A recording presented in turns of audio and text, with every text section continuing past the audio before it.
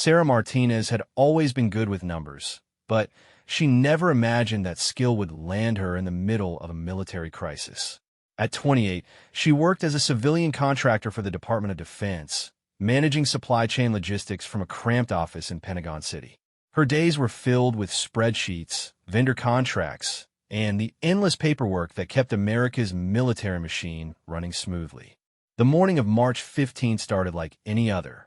Sarah arrived at her desk with a coffee that had already gone cold during her commute from Arlington.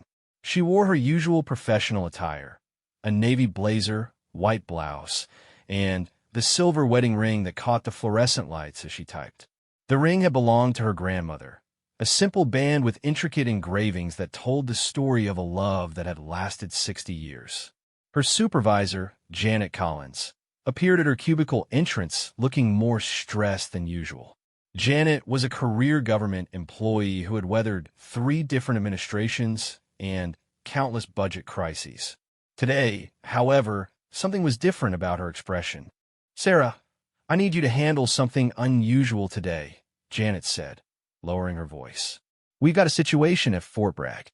General Morrison is conducting an emergency audit of the 82nd Airborne's equipment requisitions, and he specifically requested our best analyst." Sarah looked up from her computer screen, surprised. General Morrison? The one who testified before Congress last month about military readiness. The very same, apparently. There's been some irregularities in the supply chain for specialized equipment. Night vision goggles, communications gear, body armor, the works. The Pentagon wants answers, and they want them fast. General James Morrison had a reputation that preceded him. A decorated veteran of both Iraq and Afghanistan, he was known for his sharp mind and zero tolerance for inefficiency. At 52, he had risen through the ranks by demanding excellence from everyone around him. Soldiers respected him, politicians feared him, and bureaucrats tried their best to stay out of his way. Sarah gathered her materials and made the 2-hour drive to Fort Bragg. The base sprawled across thousands of acres of North Carolina countryside, home to some of the Army's most elite units. As she passed through the security checkpoint, she felt a familiar mix of pride and nervousness. Working with military personnel always reminded her of the weight of responsibility that came with her job. The meeting was scheduled in Conference Room B of the base headquarters, a sterile space with white walls and the kind of fluorescent lighting that made everyone look tired. Sarah arrived 15 minutes early, spreading her files across the long table and setting up her laptop. She had prepared extensively for this presentation, knowing that General Morrison's reputation meant there would be no room for error. When the general entered the room, Sarah immediately understood why he commanded such respect. Morrison stood 6 feet tall, with graying temples and the kind of posture that came from decades of military discipline. His uniform was impeccable, every ribbon and badge perfectly positioned. But it was his eyes that struck her most, sharp, intelligent, and completely focused on the task at hand. "MS. Martinez, thank you for coming on such short notice," Morrison said, extending his hand. "I've reviewed your work on the previous audit recommendations. Impressive analysis." "Thank you, General. I prepared a comprehensive review of the supply chain discrepancies you mentioned." Sarah launched into her presentation with confidence. She had identified several patterns in the requisition data that suggested systematic problems rather than isolated incidents. Equipment orders were being duplicated across different units, creating surplus in some areas while leaving others undersupplied. More concerning, high-value items like advanced optics and communications equipment showed significant variances between what was ordered and what was actually delivered. The pattern suggests either a breakdown in the tracking system or deliberate manipulation, Sarah explained, clicking through her slides. In 17 separate instances over the past 6 months, equipment worth over $2 million simply disappeared from the inventory logs. General Morrison leaned forward in his chair, his expression growing more serious. "Are you suggesting theft?" "I'm suggesting that someone with access to the system is exploiting weaknesses in our oversight processes." The timing of these discrepancies coincides with deployment schedules, which means soldiers in the field might not have the equipment they need. The weight of that statement hung in the air. Both Sarah and the general understood that missing equipment could mean the difference between life and death for soldiers in combat zones. "What do you recommend?" Morrison asked. Sarah took a deep breath. This was the moment she had been preparing for, but it still felt daunting to make recommendations to someone of Morrison's stature. "We need to implement real-time tracking for all high-value items, require dual authorization for equipment transfers, and conduct surprise physical inventories. I've drafted a new protocol that would close these loopholes." "Show me." Sarah pulled out her legal pad, where she had sketched out the new system. Her handwriting was neat and precise, a habit developed during years of taking detailed notes in meetings. As she began to explain the protocol, she reached for her pen to mark specific sections. "If you could just sign off on the preliminary authorization," she said, extending the pen toward the general. "This would allow us to begin the implementation process immediately." General Morrison reached for the pen, but as Sarah handed it to him, something unexpected happened. The sleeve of her blazer pulled back slightly, revealing her grandmother's wedding ring in the afternoon light streaming through the conference room window. Morrison's hand stopped midway to the pen. His eyes locked onto the ring, and his face went completely white. The confident, commanding presence that had filled the room moments before seemed to drain away in an instant. "Where did you get that ring?" he asked, his voice barely above a whisper. Sarah looked down at her hand, confused by the sudden change in the general's demeanor. "It was my grandmother's. She left it to me when she passed away 3 years ago." "What was her name?" "Elena Vasquez. She married my grandfather, Roberto, in 1962. "Why do you ask?" General Morrison slowly sank back into his chair, the pen forgotten in Sarah's outstretched hand. His eyes remained fixed on the ring, as if he was seeing something that transported him to another time and place entirely. "Elena," he repeated, almost to himself. Elena with the beautiful laugh and the way she hummed while she cooked. Sarah's confusion deepened. "General, did you know my grandmother?"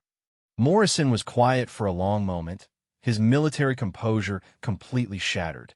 When he finally looked up at Sarah, she saw something in his eyes she hadn't expected: vulnerability. "I knew her as Elena Morales," he said quietly, "before she married your grandfather. We were engaged to be married in the summer of 1962.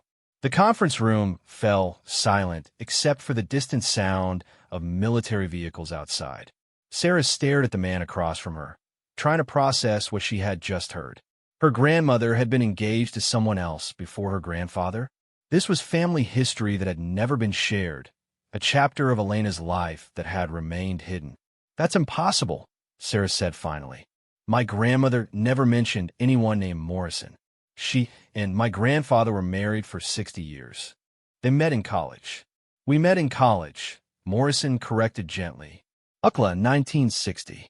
She was studying education, and I was in ROTC. We dated for 2 years, and I proposed to her on graduation day." Sarah's mind raced through everything she thought she knew about her grandmother's early life. Elena had always been somewhat private about her past, deflecting questions about her youth with stories about her married life instead. Sarah had assumed it was simply because those memories were more precious to her. "What happened?" Sarah asked, her voice soft. General Morrison stood up and walked to the window, looking out at the parade ground where soldiers were conducting afternoon drills. "I was commissioned as a second lieutenant right after graduation. Vietnam was escalating, and I knew I would be deployed. Elena wanted to get married before I left, but He paused, his shoulders sagging slightly. "I thought it would be better to wait until I came back. I thought it would be safer for her if she wasn't tied to someone who might not come home." "So you broke up?" "I told her I was releasing her from our engagement. I said I couldn't ask her to wait for someone who might never return. I thought I was being noble, giving her the freedom to find someone else while I was gone." Sarah looked down at the ring on her finger, seeing it in an entirely new light. The intricate engravings she had always admired suddenly seemed to hold deeper meaning. She never told you about me, Morrison continued, still facing the window. I suppose that makes sense. By the time I returned from Vietnam in 1964, she had already married your grandfather. I heard about the wedding from mutual friends. I never tried to contact her after that. General, I'm so sorry. I had no idea. Morrison turned back to face her, and Sarah was struck by how much older he suddenly looked. Don't apologize. She made the right choice. Roberto was a good man, wasn't he? He made her happy. Very happy, Sarah confirmed. They were devoted to each other until the day she died. A small smile crossed Morrison's face. Good. That's all I ever wanted for her. He gestured to the ring. She wore that ring when I proposed to her. I had it specially made by a jeweler in Los Angeles. Those engravings tell the story of how we met, our first date, the day I asked her to marry me. Sarah stared at the ring with new understanding. What she had always thought were decorative patterns were actually tiny symbols representing moments in a love story that had ended before it truly began. She kept it all these years, Morrison mused, even through 60 years of marriage to another man. She never took it off, Sarah said quietly. I asked her about it once when I was little, and she just said it reminded her of the importance of keeping promises. Morrison nodded slowly. Elena always was wise beyond her years. The two of them stood in silence for several moments, the military briefing completely forgotten. Sarah felt as though she was seeing her grandmother for the first time, understanding that there had been layers to her life that the family never knew about. General, what should we do about the audit? Sarah finally asked, trying to bring them back to the professional matter at hand. Morrison looked at her as if he had forgotten where they were. The audit? Yes, of course. He straightened his uniform and attempted to regain his composure, but something fundamental had shifted in the room. Your recommendations are sound, he said, his voice more formal now, but lacking its earlier authority. I'll review the implementation protocol and get back to you within 48 hours. Sarah gathered her materials, sensing that the meeting was over even though they hadn't completed their business. As she reached the door, Morrison called out to her. Ms. Martinez? She turned back. Would you be willing to tell me about her? About Elena's life after 1962? Sarah saw the hope in his eyes and felt her heart break a little for this powerful man who had spent 60 years wondering about the woman he had let go. I'd be honored to, General. Perhaps over coffee sometime. Morrison nodded, unable to trust his voice. As Sarah left the conference room and walked through the corridors of Fort Bragg, she clutched her briefcase tightly and felt the weight of her grandmother's ring in a completely new way. The simple piece of jewelry had just revealed a family secret that changed everything she thought she knew about Elena's past. But more than that, she realized that this chance encounter had reopened a chapter of two people's lives that had been closed for 6 decades. As she drove away from the base, Sarah couldn't help wondering what would happen next. General Morrison's reaction to seeing the ring had been so intense, so emotional, that she knew this story was far from over. The ring had brought two strangers together in the most unexpected way, connecting past and present in a moment that neither of them would ever forget. Sarah glanced down at her grandmother's ring as she navigated the evening traffic, wondering what Elena would think about this turn of events. Would she have wanted her past love to know what had become of her? Or were some chapters meant to stay closed forever? As the lights of Fort Bragg faded in her rearview mirror, Sarah made a decision that would change both her life and General Morrison's forever. She would tell him about Elena's life, about the woman he had loved and lost so many years ago. But first, she had some questions of her own that needed answers. Sarah spent the entire weekend going through her grandmother's belongings with a new perspective. The small apartment in Arlington that she had inherited after Elena's death had always felt like a museum of family memories. But now she was searching for clues about a life she never knew existed. In the bedroom closet, behind boxes of Christmas decorations and old photo albums, Sarah found what she was looking for. A small cedar box that she had noticed before, but never bothered to open, assuming it contained more costume jewelry or old sewing supplies. When she lifted the lid, the scent of lavender sachets filled her nostrils, and underneath layers of tissue paper, she discovered treasure. Letters, dozens of them, tied with a faded blue ribbon. The return address made her heart skip. Second Lieutenant James Morrison, APO San Francisco 96238. Vietnam War-era military postal codes. Sarah carefully untied the ribbon and opened the first letter, dated August 1962, just 3 months after her grandmother's marriage to Roberto. My dearest Elena. The letter began in careful handwriting that Sarah recognized as a younger version of General Morrison's signature from the previous week. I know I have no right to write to you, especially now that you're Mrs. Vasquez, but I cannot stop myself from putting these words on paper, even if I never send them. Sarah's hands trembled as she read further. Morrison had written to Elena throughout his deployment, pouring his heart onto paper in letters he never intended to send. He wrote about the heat and humidity of Southeast Asia, about his fellow soldiers, about the fear that kept him awake at night. But mostly, he wrote about his regret. Every day I wake up thinking about our last conversation, one letter read. I keep replaying it in my mind, wondering what would have happened if I had been brave enough to ask you to wait for me instead of pushing you away. I thought I was protecting you, but I think I was really just protecting myself from the possibility of losing you to something beyond my control. Another letter, dated December 1962, was written on Christmas Eve. I heard from Tommy Rodriguez that you and Roberto had your first Christmas as a married couple. I hope he makes you laugh the way you used to laugh with me. I hope he knows how lucky he is. I hope he never takes for granted the way you hum when you cook or how you scrunch up your nose when you're thinking hard about something. Sarah wiped away tears as she read through months of unsent correspondence. Morrison had documented not just his own feelings, but details about Elena's new life that he had gathered from mutual friends back home. He wrote about hearing that she had gotten a job teaching 3rd grade, that she and Roberto had bought a small house in East LA, that she seemed happy. The last letter in the bundle was dated March 1963, nearly a year after Elena's wedding. This will be my final letter to you, my love, even though, like all the others, you will never read it.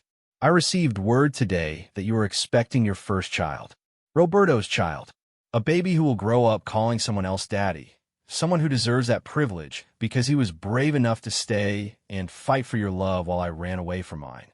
I am done torturing myself with what might have been. I wish you every happiness, Elena.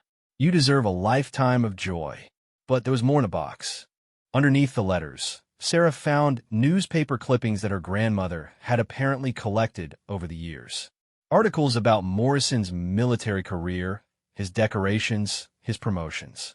Elena had been quietly following his life from afar, watching him rise through the ranks to become the distinguished General Sarah had met just days before. A wedding announcement from 1975 showed Morrison marrying a woman named Patricia Coleman. The accompanying photo showed a handsome young colonel in his dress uniform standing beside a pretty blonde woman. Elena had saved this too, along with subsequent articles about Morrison's children, his deployments, his achievements. Sarah realized that while Morrison had been writing unsent letters to Elena, she had been creating her own secret archive of his life. Both of them had carried their love story forward in ways the other never knew about. The most surprising discovery came at the bottom of the box. A single piece of paper, yellowed with age, written in Elena's distinctive handwriting. It was dated just 6 months before her death. My dearest Sarah, it read. If you are reading this, it means I am gone, and you have finally found my secret box. I always meant to tell you about James, but the right moment never seemed to come. How do you explain to your granddaughter that you love someone before you love her grandfather? How do you make her understand that loving 2 people at different times doesn't diminish either love? Sarah sat down hard on the bedroom floor, the letter shaking in her hands. James Morrison was my first love, the one that taught me what it meant to give your whole heart to another person. But Roberto was my true love, the one who showed me what it meant to build a life with someone day by day, year after year. Both loves were real, both loves mattered, but only one was meant to last. Elena went on to explain that she had kept the ring as a reminder not of what she had lost, but of what she had learned about love's different forms. She wrote about the young woman she had been at 22, heartbroken when James pushed her away, but mature enough to recognize that Roberto's steady devotion was offering her something more sustainable than the passionate uncertainty she had shared with James. "I want you to know that I never regretted marrying your grandfather," Elena continued. "But I also never regretted loving James. Both experiences made me the woman I became, the wife I was able to be to Roberto, the mother I was to your father, and the grandmother I try to be to you." The letter concluded with instructions that made Sarah's heart race. "If fate ever brings James Morrison back into our family's life, please tell him that I forgave him long ago for the choice he made in 1962. Tell him that I understood he was trying to protect me, even if his protection broke both our hearts. And tell him that I hope he found happiness with someone who could give him what he needed." Sarah clutched the letter to her chest and cried for her grandmother, for General Morrison, and for the complicated nature of love itself. Elena had known somehow that this moment would come, that the ring would eventually lead to a reunion between past and present. On Monday morning, Sarah called Fort Bragg and requested another meeting with General Morrison. His aide informed her that the general had specifically asked to be notified if she called and had cleared his schedule for whenever she was available. They met this time at a quiet coffee shop halfway between Fort Bragg and Arlington, a neutral location that felt less formal than either his office or hers. Morrison arrived first, dressed in civilian clothes that made him look younger and more approachable. When Sarah walked in carrying a manila envelope, he stood immediately. "Thank you for agreeing to meet," Sarah said as they settled into a corner booth. "I found some things I think you should see." She started with the newspaper clippings, watching Morrison's face as he realized that Elena had been following his career for decades. His eyes widened when he saw the wedding announcement from 1975. "She kept this?" he asked, his voice barely audible. "She kept everything. Every article, every mention in the military press, every photograph." Sarah pulled out the bundle of letters. But she wasn't the only one keeping track. Morrison stared at the blue ribbon that still held his unsent letters together. "How did she get these?" "You tell me." With shaking hands, Morrison untied the ribbon and opened the first letter.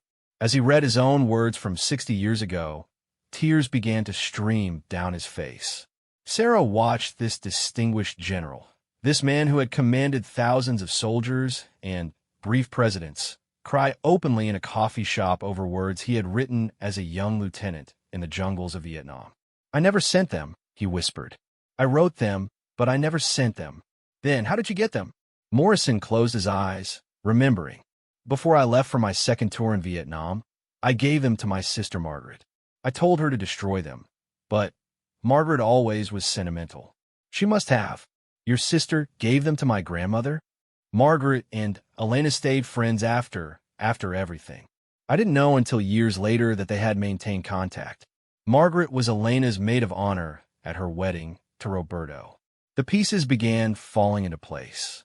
Elena had received the letters through Morrison's sister, had read every word of love and regret that he had poured onto those pages during the loneliest nights of his life. She had known all along how he felt, what he had sacrificed, what he had endured. Sarah handed him Elena's final letter. "She wanted you to have this." Morrison read Elena's words in stunned silence.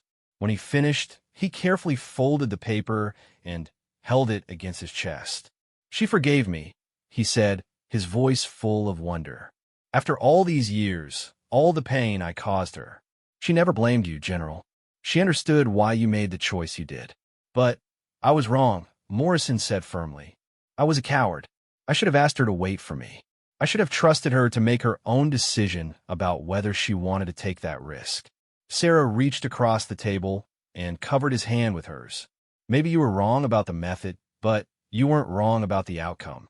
My grandmother had a beautiful life with Roberto. They were genuinely happy together.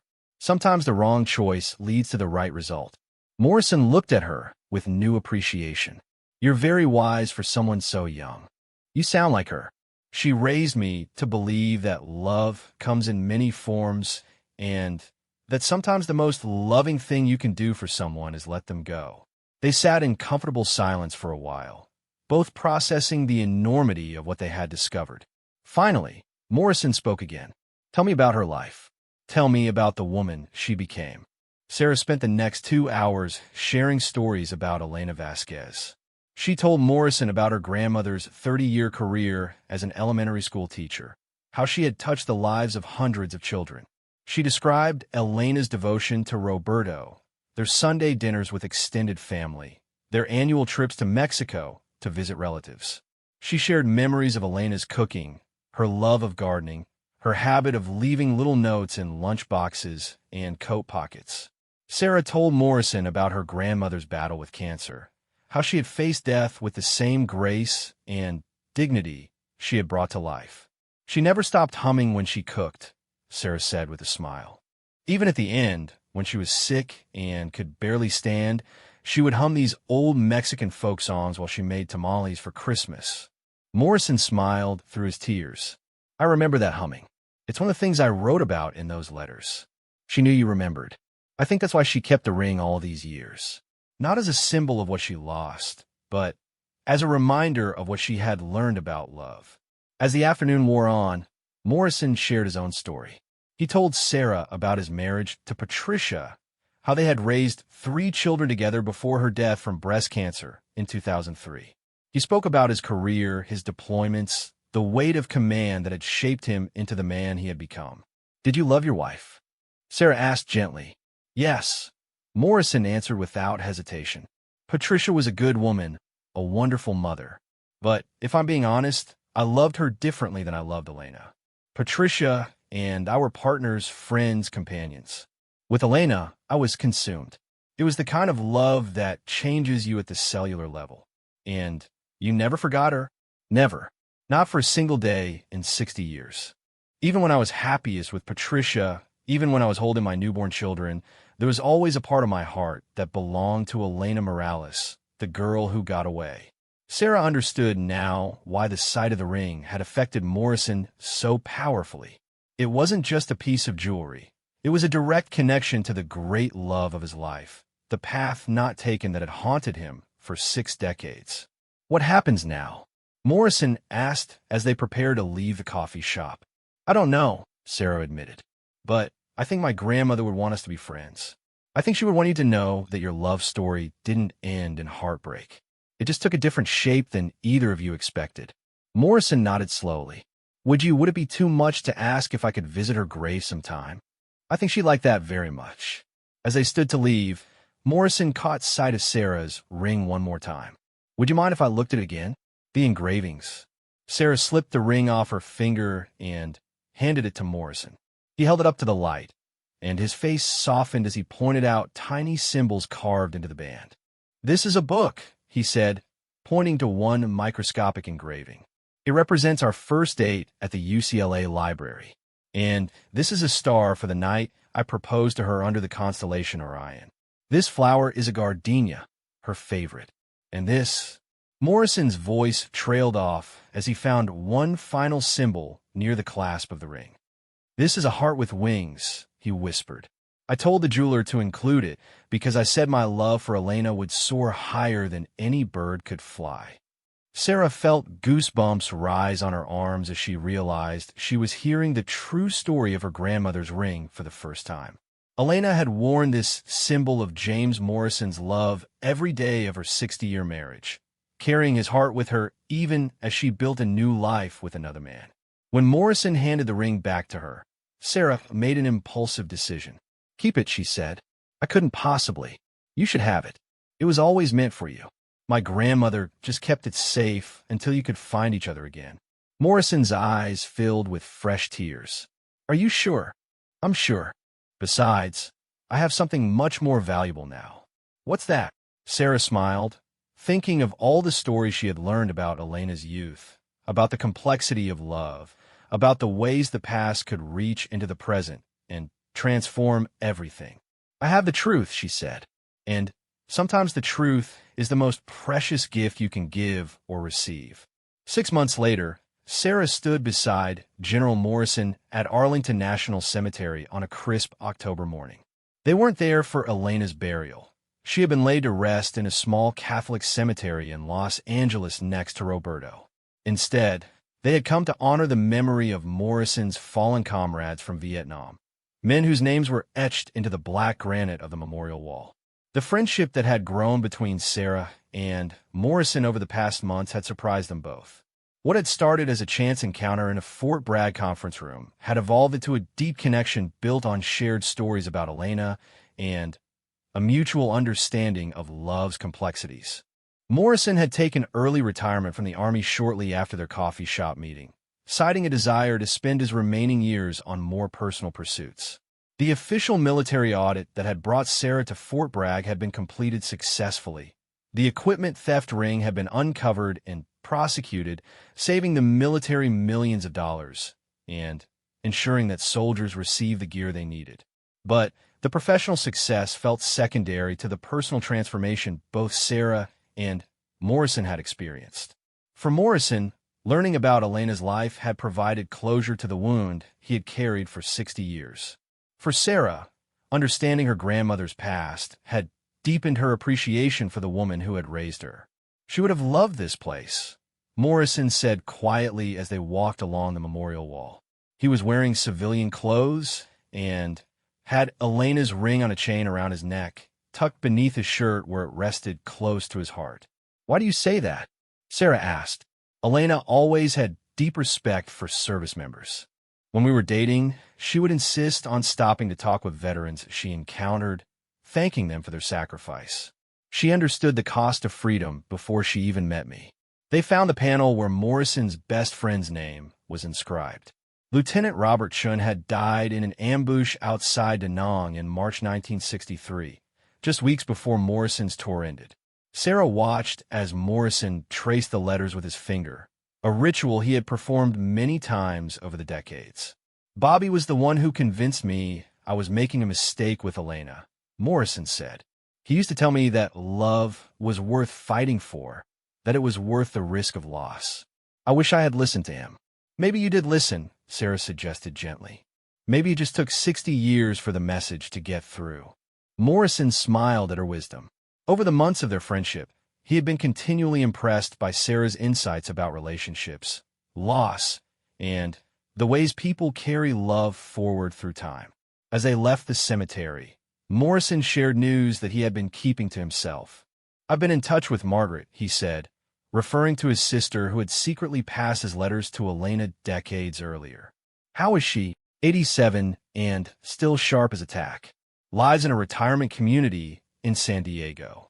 "She told me something interesting about Elena that I thought you should know." Sarah waited as Morrison gathered his thoughts. "Apparently, Elena called Margaret about 6 months before she died. She wanted to know how to find you, Sarah. She had been thinking about ways to bring our stories together, but she wasn't sure how to do it without causing upheaval in your life." Sarah felt a familiar tingle of recognition.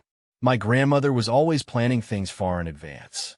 She probably knew this would happen somehow. Margaret thinks Elena had been planning this reunion for years. She kept track of my military assignments, knew I would eventually be involved in Pentagon operations, knew that you worked for the Defense Department. Elena was apparently very proud of your career, by the way. She told Margaret that you were the smartest person in the family." They stopped at a small cafe near the cemetery, continuing a tradition they had developed of extending their meaningful conversations over coffee and pastry. Morrison had become a regular part of Sarah's life, filling a role somewhere between father figure and close friend. "I have something to tell you, too," Sarah said once they were seated. "I've decided to leave my job with the Defense Department." Morrison looked surprised. "Why? I thought you loved the work." "I do love it, but I've been offered something even better. A position with a nonprofit organization that helps military families navigate bureaucracy and access services they've earned. It's a chance to use my skills in a more direct way." "That sounds perfect for you. Elena would be proud." Sarah smiled. "I hope so. But there's more. The organization wants me to help develop a new program specifically for military widows and widowers, people who need assistance understanding their benefits, managing their transitions to civilian life. Morrison's expression grew thoughtful. That's important work. Military spouses often get lost in the system after their partners die. I was hoping you might be interested in helping with the program. As a consultant or advisor, your insight into military culture would be invaluable. Morrison was quiet for a long moment, considering the proposal. I've been wondering what to do with myself in retirement. This could be meaningful. I think Elena would approve of us working together to help other people navigate love and loss. As if summoned by the mention of Elena's name, Morrison pulled out his phone and showed Sarah a photograph. It was a picture of Elena's grave that he had taken during his visit to Los Angeles the month before. "I finally made the trip," he said. "I wanted to see where she was buried, to pay my respects to Roberto as well." Sarah studied the image. The headstone was simple granite with both Elena's and Roberto's names, their birth and death dates, and a single-line inscription: "Together in love, together in eternity." "How did it feel?" Sarah asked. "Peaceful," Morrison answered honestly. "I brought flowers, gardenias, her favorite, and I just sat there for a few hours talking to both of them. I told Roberto thank you for loving her the way she deserved to be loved. I told Elena that I finally understood what she meant about keeping promises." "What promises?" "The promise to live fully, to love deeply, to not waste the time we're given." Elena kept all those promises during her 60 years with Roberto. "It took me longer to learn how to keep them myself." Sarah reached across the table and squeezed Morrison's hand. "You're keeping them now." As they prepared to leave the cafe, Morrison handed Sarah an envelope. "This is for you," he said. "I've been working on it for weeks." Inside the envelope was a letter written in Morrison's careful handwriting, addressed to Elena. But unlike the letters from Vietnam that had been filled with regret and longing, this one was full of gratitude and peace. "My dearest Elena," it began. 60 years have passed since I last saw your beautiful face, but today I feel closer to you than ever before. Your granddaughter Sarah has given me the greatest gift imaginable, the knowledge that you lived a full and happy life, that you were loved completely, and that you never stopped believing in the power of love to transform and heal. The letter went on to describe Morrison's retirement, his growing friendship with Sarah, their plans to work together helping military families. He wrote about visiting her grave, about finally making peace with Roberto's memory, about understanding that love doesn't diminish when it's shared but multiplies instead. "I want you to know that I am grateful for every choice you made after 1962, Morrison had written. Your decision to marry Roberto, to build a life with him, to raise a family, and touch the lives of hundreds of children as a teacher. All of it led to Sarah, and Sarah led back to me. You found a way to bring our love story full circle, even from beyond the grave." The letter concluded with words that brought tears to Sarah's eyes. "I love you still, Elena, but now I love you with joy instead of sorrow, with gratitude instead of regret, with hope instead of despair. You taught me through your granddaughter that some love stories don't end. They just find new ways to continue. Are you going to mail this somewhere?" Sarah asked after she finished reading. Morrison smiled. "I was thinking we could leave it at the Vietnam Memorial. Let the wind carry it wherever it needs to go." They walked back to the memorial wall together, and Morrison tucked the letter into a small gap between the panels. Within minutes, a gentle breeze picked up the paper and carried it across the memorial grounds, dancing through the trees before disappearing into the October sky. "Do you think she knows?"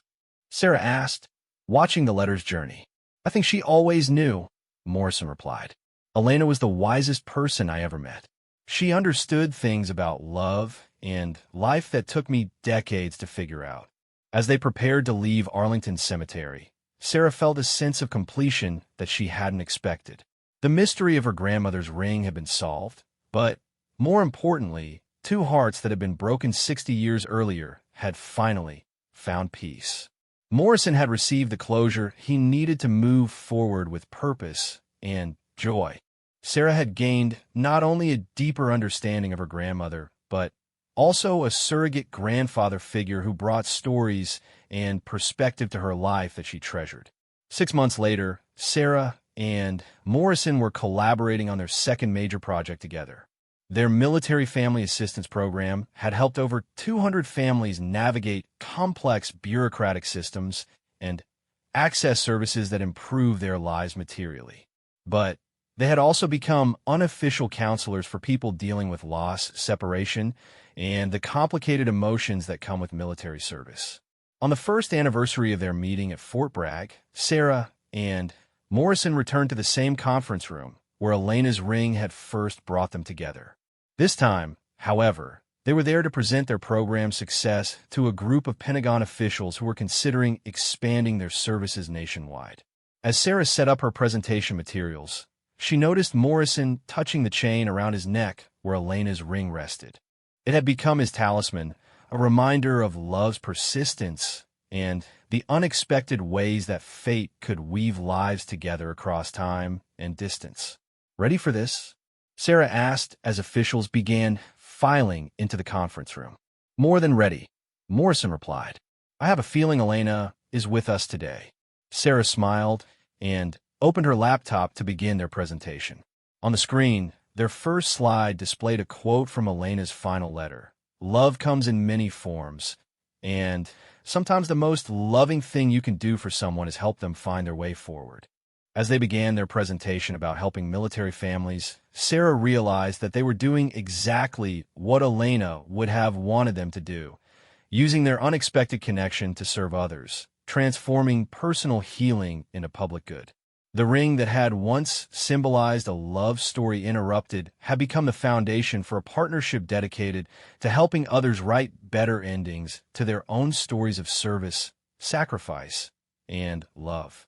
Elena's legacy lived on not just in the memories of those who loved her, but in the practical ways her wisdom continued to help people find hope, healing, and new beginnings.